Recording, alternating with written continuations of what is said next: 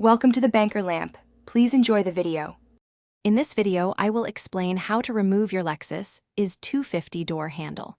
Whether you're replacing a damaged handle or accessing internal components, this guide will walk you through the process.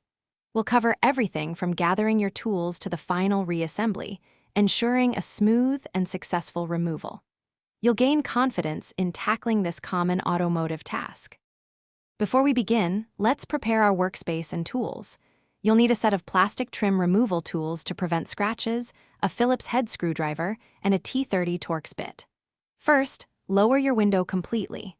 Next, locate the small plastic cover behind the interior door handle and gently pry it off to reveal a screw.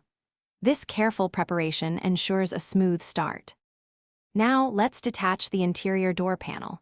First, remove the Phillips head screw you exposed earlier. Next, use your trim tool to pry up the window control panel, then disconnect its electrical connectors.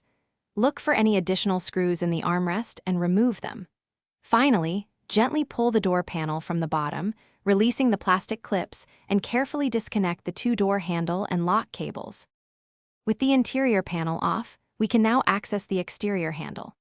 On the side of the door, near the latch, you'll find a small grommet covering a T30 Torx bolt. Loosen this bolt to free the handle mechanism. Gently slide the exterior handle out, being mindful of any proximity sensors or wiring harnesses. To reassemble, simply reverse these steps, ensuring all screws are tightened and electrical connectors and cables are securely reattached for proper function. Thanks for watching. If this was helpful, leave a like and consider subscribing. See you next time.